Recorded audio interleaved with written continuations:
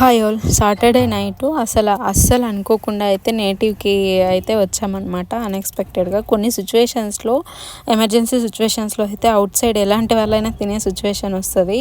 ఇది ఎందుకు చెప్తానంటే వీడియో ఎండింగ్ వరకు చూడండి. ఈ రెస్టారెంట్ అంటే హొస్కోట్ దాటుకున్న తర్వాతే టోల్గేట్ నెక్స్టే ఉందన్నమాట. దీంతో అయితే నేను మాత్రం ప్రిఫర్ చేయను, నాకు నచ్చలేదంటే నేను అసలు తినను అనమాట. మా బ్రదరు అండ్ మా హస్బెండ్ అయితే ఒక చికెన్ బిర్యానీ అండ్ ఒక మష్రూమ్ ఫ్రైడ్ రైస్ అయితే తీసుకున్నారు. టేస్ట్ కూడా అంతగా ఏం బాలేదు, కానీ జస్ట్ యాంబియన్స్ బాగుంది, స్పేషియస్గా ఉంది, ఓకే ఫుడ్ క్వాలిటీ బాగుంటుంది అయితే వెళ్ళామన్నమాట.